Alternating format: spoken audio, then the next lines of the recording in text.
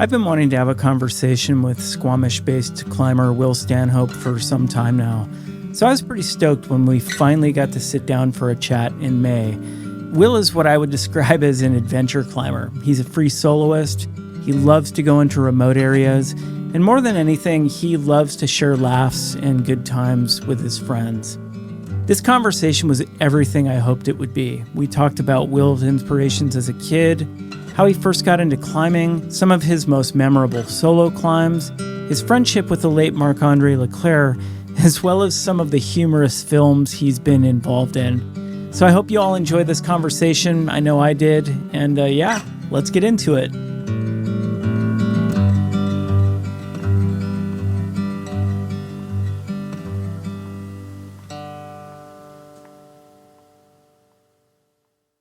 Yeah, just tell me, what inspired you as a kid? Like, maybe even before you got into climbing, and how do you think that kind of might have transitioned into climbing?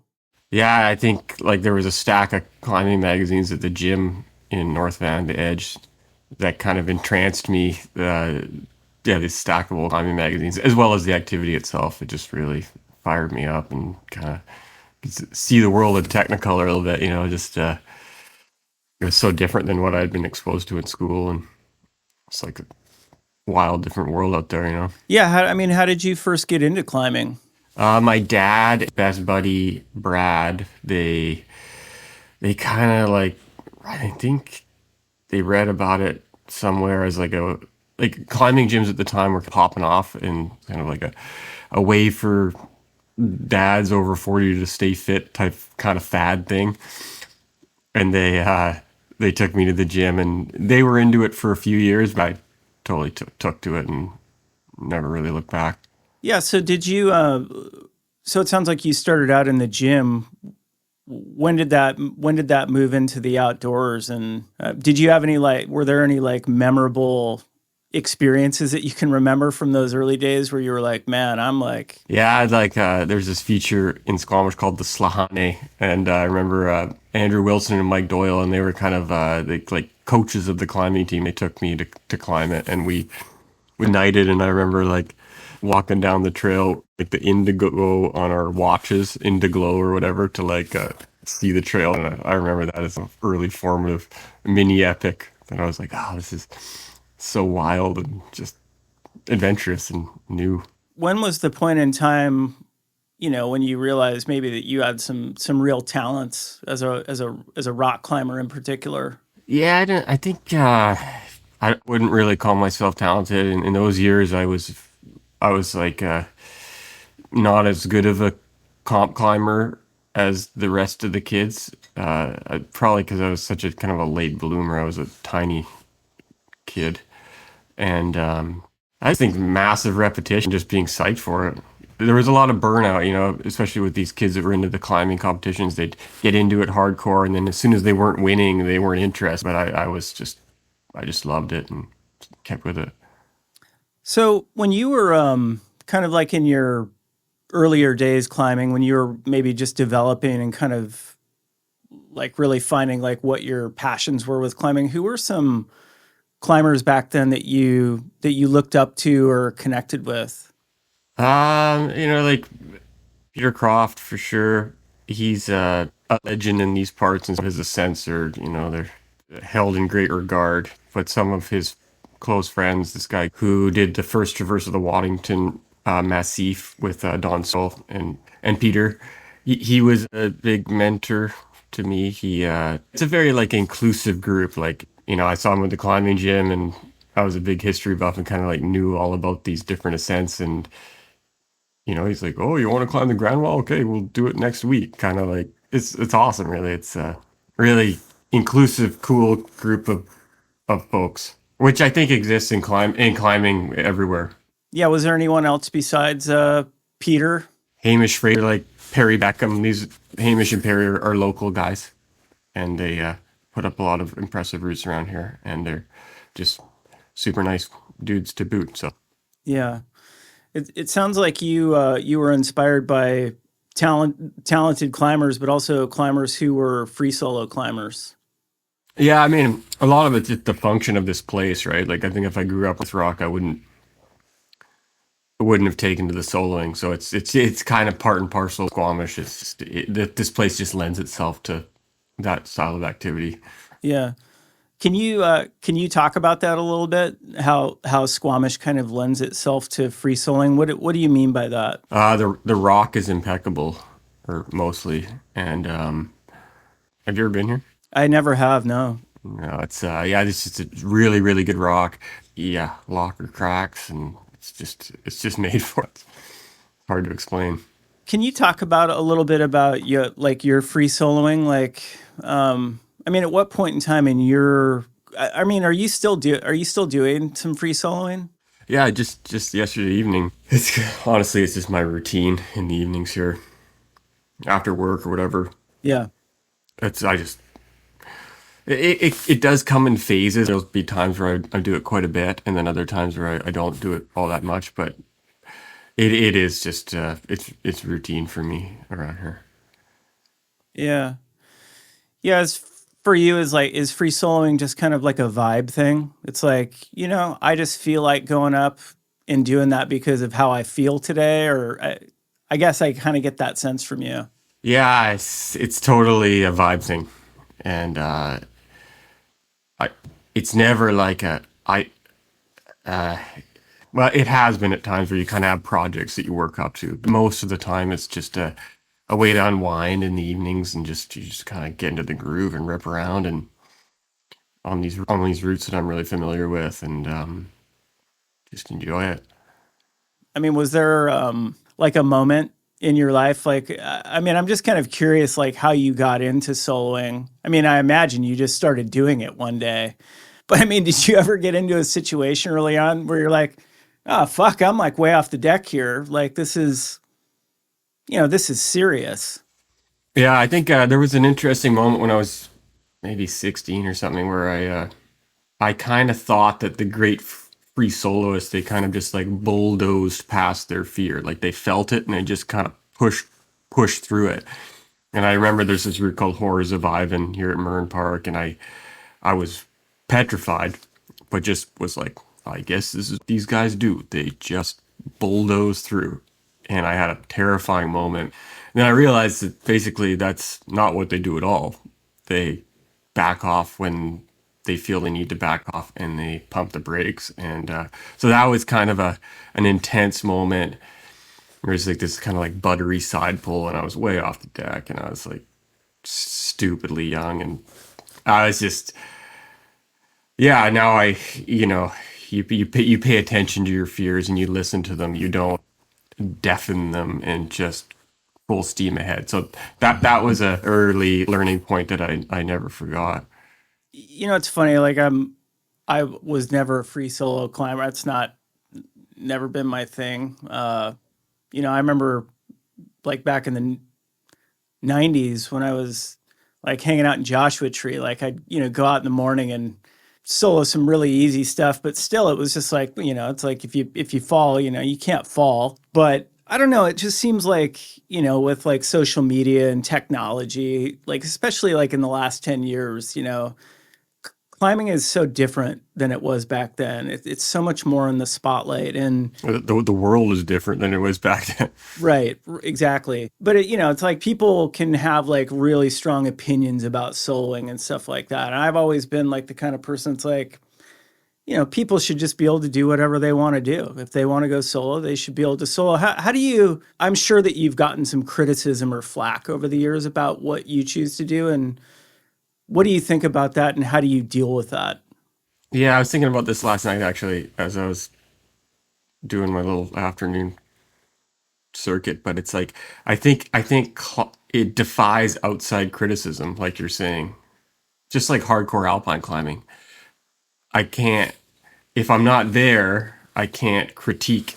You know what I mean? It's like I'm in my own sphere and I'm comfortable on these things and like Steve House is comfortable high on the RuPaul face and it is or I don't know how comfortable he was or read it, but you know what I mean? But it's like I think it defies outside scrutiny, or at least it should, because it's a personal choice. Yeah. And it's in the sphere that I'm in, nobody it's it's personal, right?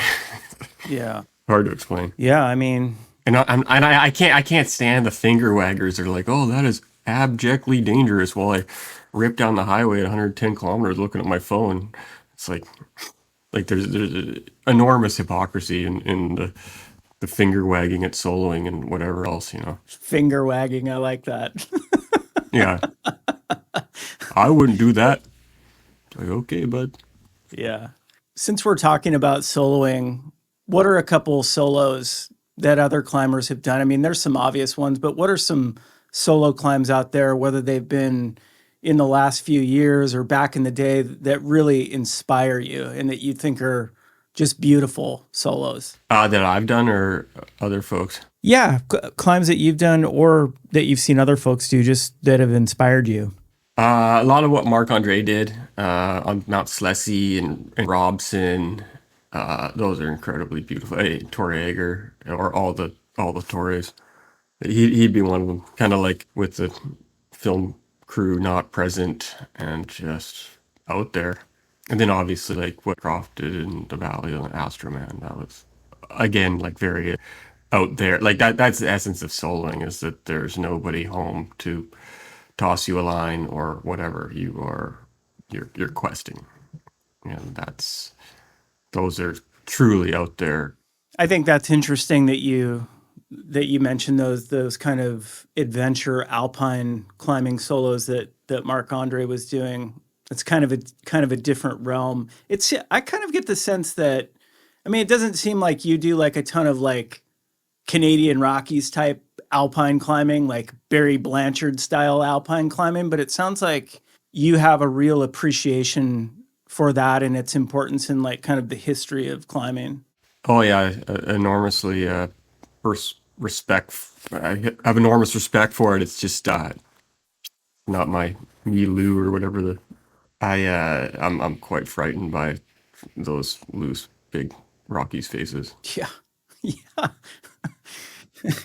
I went and took a look at the North Twin once. I hiked in there and I was just like, it's been a while since I've been like had my breath taken away by a face, and I was just like, it was like kind of like maybe early summer, and I was just like, that place is spooky and so hardcore. Yeah. To saddle up on that thing is just like, you're in for no matter what happens, if you send or if you don't, you're in for serious undertaking. Yeah. I think that's really cool that you hiked in there to take a look. Oh, it's such a wild place. They call it the black hole. Like it's just it's kind of like expansive yet cavernous at the same time. It's a very unique geological location. Yeah. Yeah, wild country. Yeah. So were you Bring the bear spray. Yeah. So were you thinking of like why'd you hike in there? I mean, if you're attracted to big mountains in Western Canada, naturally you're gonna want to see it. I mean, it's like Yeah. yeah. Yeah. I mean, maybe a day will come where I feel prepared, but currently not right now. Yeah. Well, the thing about North Twin, it's funny. I've done a lot of interviews with people who have climbed it, and I'm actually later in this season of the podcast, I'm going to be doing a deep dive story about the history of North Twin, the North Wall of North Twin. So I've been doing a lot of research, and I've talked to Barry a couple different times about it. I've talked to John Walsh. I'm trying to nail down George Lowe to chat with him about the first ascent. He's been kind of elusive the last month or two. Old Codger's still out there getting after it. No doubt. So impressive. Yeah. But man, it sounds like there's actually some really I've talked to Steve House as well about it, about his ascent with the dropped boot and whatnot, which is insane. But there's actually like what's really interesting about that face, and it sounds like you are probably aware of this, is that there's actually some bands of incredible rock. Yeah, totally. Just incredible bands of like splitter limestone cracks. You would like climbing that part of it. Yeah, there's also parts of it have just cleaved off, like massive rock falls. Yeah, for sure. No doubt. Well, hey, man, let's take a short break here. And when we come back, I wanted to talk to you a little bit about your friendship with Marc Andre. I wanted to ask you a little bit about, Marc Andre. I kind of got the sense that you guys, were friends, and I know that you had done some adventures together. But can you talk a little bit about your relationship with Marc Andre? Yeah, so I met him when he was, he might have been 15 or something. Definitely like a young, like overstoker. He was kind of like a golden retriever. He was just like so effervescent and excited. And, he peppered me with like back to back questions about everything. Oh, he was just such a sweet young guy with eyes wide open and so excited. And I just really adored his company. Yeah. I would imagine that when you first met him, even when he was like 15 or 16, like you said, that you must have seen some sort of vibe in him. Yeah, it's funny. Like I had some gear at my parents' place, and Marc Andre was gonna borrow a portledge. I can't even really remember or something. And he met my mom to transfer the gear or whatever. And my mom was like, "Oh, that guy's eyes were like on fire. Like it's like he was unforgettable, like type of energy." Yeah. What was it like to kind of watch his trajectory, like both just like as a human being, but also as a climber, kind of as he, was getting older and you were just kind of seeing the trajectory he was on and the things that he was doing and probably kind of contemplating the things that he was capable of. Yeah, I have some regrets that honestly that I didn't tell him to pump the brakes a bit because that hardcore style of back-to-back trips and hard alpinism probably wasn't uh what's the word, just sustainable maybe or whatever. But like Will Gaddett put it the best, is like it's like you can't tell a mountain lion to be a house cat, or I'm paraphrasing, but that's basically what he said, right? It's like the kid's gonna do what he's gonna do, but yeah, it's just that back to back hardcore stuff all the time. It's just and even he was super smart, super dialed, beyond talented. And I do have regrets that I wasn't like, hey, dude, like take a beat once in a while. Yeah, I mean, if I'm just asking you bluntly, I mean, how do you think he would have reacted to you? If you would have said that. I mean, do you think that he would have could you have had like a meaningful conversation with him, you think about it? Potentially, and I just regret that I never did. Yeah. But Yeah. I think, but he was a careful climber. He was very incredibly intuitive and Right. Could you talk a little bit about some like important memories that you have that you shared with Marc Andre, just on trips or just personally? we did this trip to Cerro Mariposa in the Turbio Valley with Paul McSorley and Matt Van Been, I think in 2014. And this is a really remote part of northern Patagonia. And yeah, Mark was the man of the hour on that trip, and led final pitch, kind of like he tagged up the iron and did some funky aid climbing. And then, yeah, we all hiked out and we rafted out this lake, and then we were back at camp, and he like got up early. We were all totally shot, as you are after these Alpine things, and he just like hiked back into this cirque just to appreciate the place one last time. And that always stuck with me. It's like he did just to see the face and just to appreciate it. Yeah, Yeah. Did you guys do it? I think that trip you're talking about, I think there's a film about that, right? yeah, yeah. It's called The Lost Yeah. Valley. It's a film. Right. Yeah. I think I watched that a couple years ago. But it's just a guy that could stop and smell the flowers and just appreciate this wild, remote place, and just yeah, just take it all in with eyes wide open. Yeah.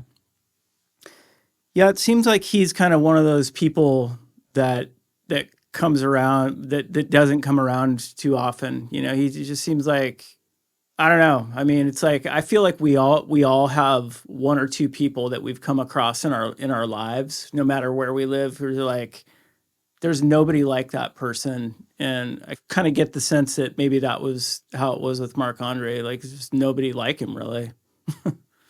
Yeah, not a copycat, you know. It's just and it's just funny things like, you know, he texted me like, "Oh, we should climb this building in Vancouver." Just like it's kind of like an offbeat, off the wall type of personality that I miss the spirit, I miss the stoke, I miss the vision. You know, like I think people kind of fall in a lot of realms, especially around here. It's like there's a crag du jour, everybody goes there, and he's just like he looked the place with fresh eyes. And even this afternoon, I'm gonna go check out an old Marc Andre project, and Yeah, very cool. So, we've talked a little bit about this, but I've always got the sense, you know, seeing the things that you do that like a sense of adventure, the importance of adventure in climbing is a really important component of climbing to you. And I was just wondering if you could talk about that. Like, why is it important for you to, not just go to the crag, but go on these trips or go in, like, I know you're really into the bugaboos. Just talk about the importance of like adventure in climbing for you.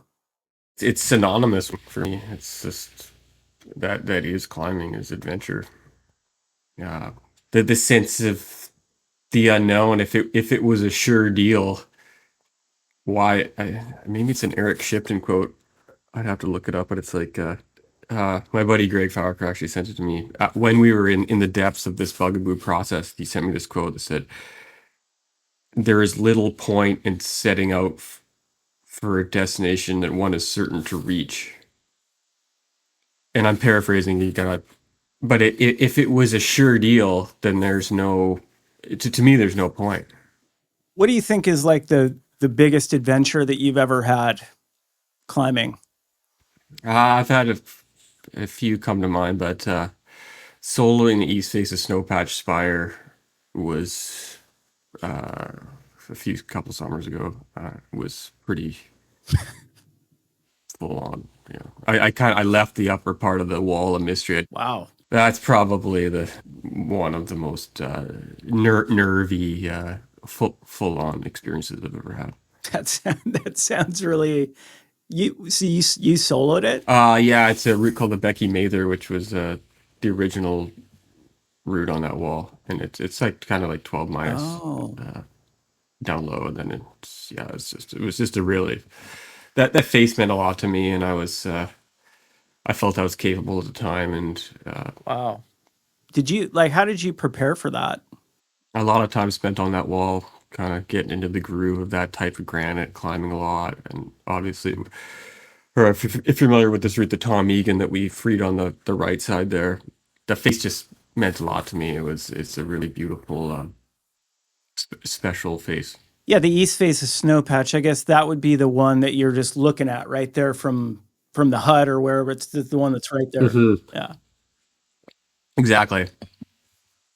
yeah. You just been staring at it for years, and a lot of time just kind of trying different routes, seeing if I could link different features to make it safe. You know, no crazy stemming or not no insecure slab moves, and just I kind of found this route that I felt capable of. Cool. I did one trip to the Bugaboos, I think in 1998. Probably just climbed a bunch of the classics. The one thing I remember is in the parking lot down there is, Mhm. well, no, I remember one thing. I remember waking up and I was camped at like one of those campsites below the hut, and like they had those poles where you like hang your bags or whatever. But I just remember waking up in the middle of the night and just kind of looking up, and there was a big old pack rat Yeah, yeah, sitting on my chest, just staring at me. yeah. That's it. They're a staple. God, that thing was terrifying, man. I was like, ugh, this freaked me out, man. Yeah, no, they'll eat your stuff. Fucking pack rats. Yeah, one of the other things I wanted to just kind of ask you about is, I mean, like you have a history of kind of making some of these like pretty humorous short films, and I mean, talk about like how some of those. What's the favorite one you've made, and maybe talk a little bit about how it came together. I mean, the boys and the bugs is pretty humorous, and just kind of talking about that process and that saga, and that one was good. I don't know. I like partners with good senses of humor. You climb 518, but if you can't laugh at the absurdity of what we're doing, then Yeah. I don't Yeah. really want to hang out with you. You know what I mean? Like all my buddies, Matt, Siegel, Sonny Trotter, Lee Holding, those guys have great senses of humor in there. I just enjoy it. So who comes up with like the scripts for that kind of stuff? I think it's mostly improv. It's just on the spot, you know, or like old jokes that we've just been laughing at for years. Yeah. Yeah.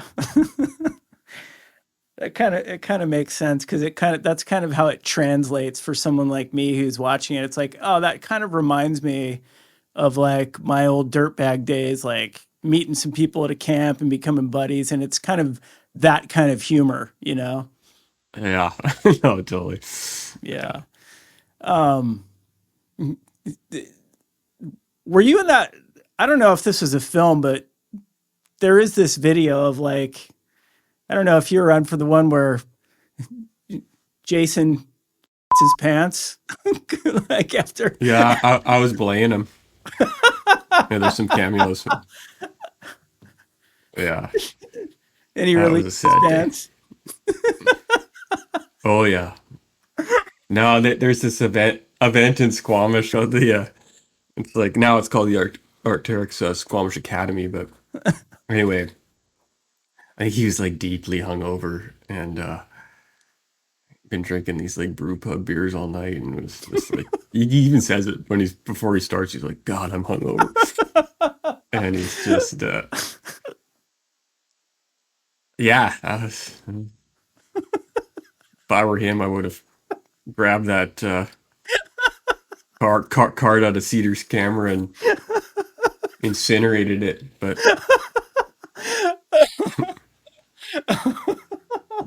Oh man, that's really funny.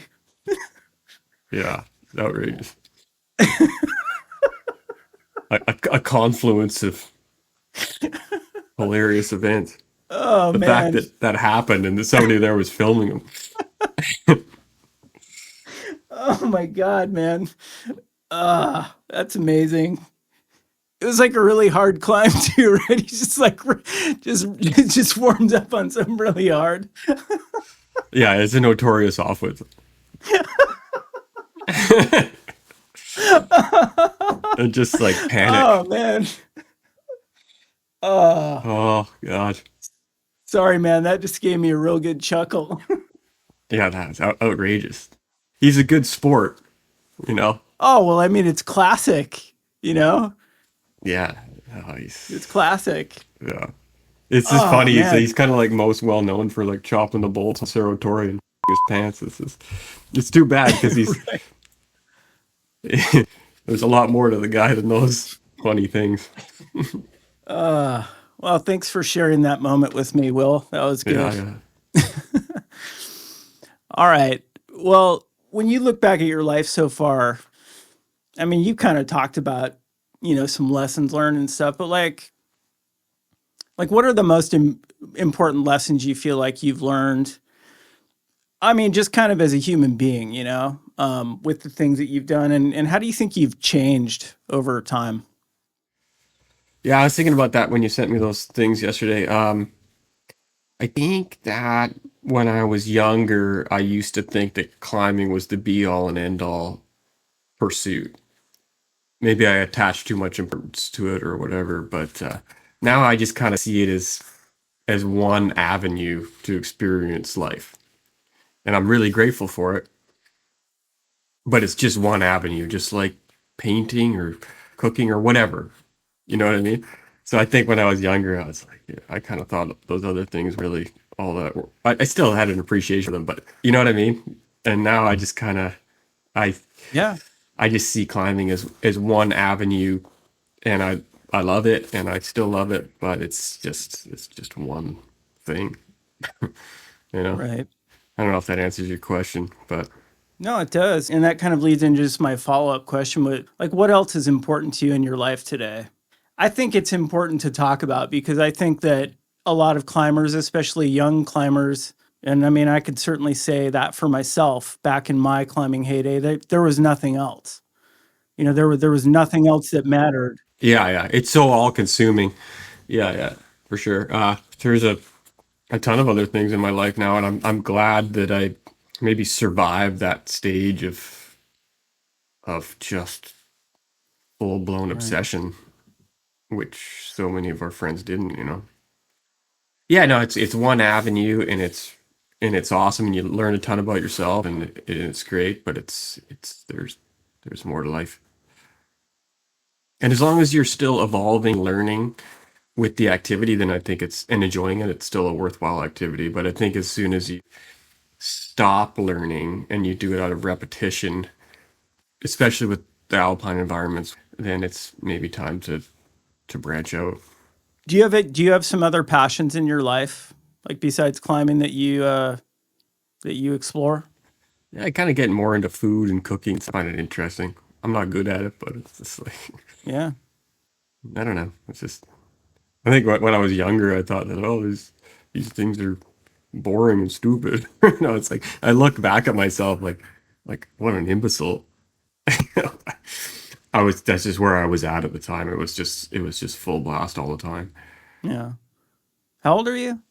37. Yeah, well, you're getting close to entering the dad rock phase of your life. Dad rock. What's that mean?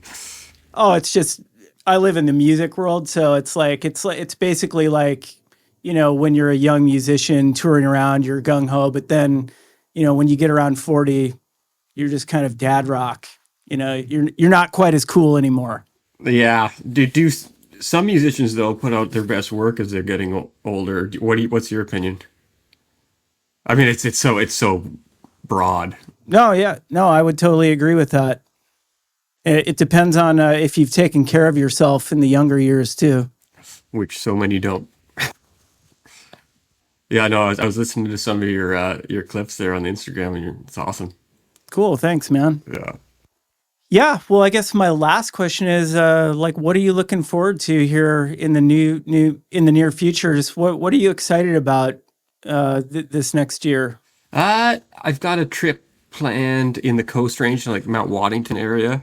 Um, it's kind of a pipe dream, but we're like hoping to like skydive in, climb this peak, and then kind of bushwhack hike out to Butte Inlet, and then maybe my dad will fetch us in his boat, and kind of multi-sport, interesting thing, kind of close to home. Like I spend a lot of time in the bugs, obviously, and like there's so much cool stuff here on our doorstep in the Coast Range, and it's largely unexplored.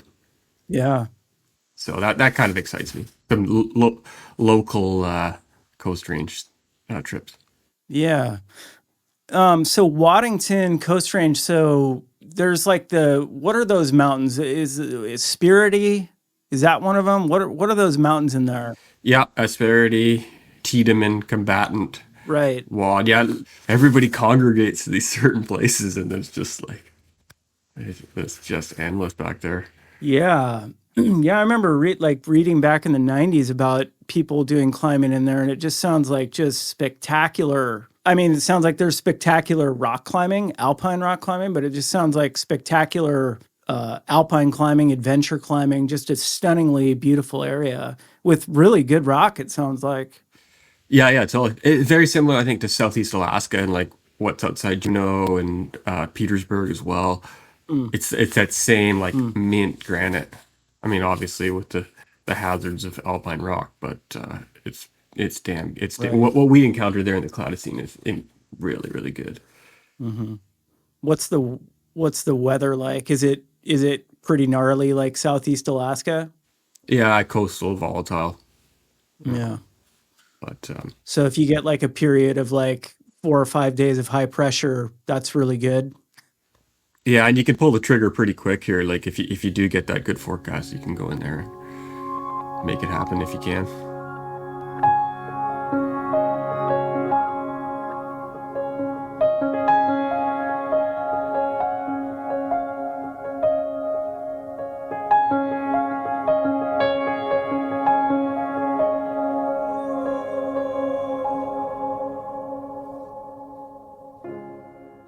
All right, well, thanks for hanging out with me today. I hope you got as much out of Will's stories as I did, and I hope you can apply some of his Alpine and life wisdom to your next adventure in the mountains. This episode was recorded and produced by me, Evan Phillips, with a fine selection of music curated from Artlist. Hey, speaking of music, I just released a new single called Not Over You. You can find it on Spotify, Apple Music, or wherever you stream your tunes, and I'll leave a link down in the show notes. If you enjoy the Firn Line, make sure and let me know by leaving a review over on Spotify, Apple Podcasts, or wherever you listen to your podcasts. And if you really love the show, consider becoming a member over on Patreon. You can sign up at patreon.com/thefernline. Did you know the Firn Line's on YouTube, where you can find full episodes as well as a fine selection of bonus clips? Lastly, a big thank you to our Season 6 sponsors, Alaska Rock Gym and the Hoarding Marmot. All right, well, take care of yourselves. Peace out. We'll catch you next time on the Firn Line.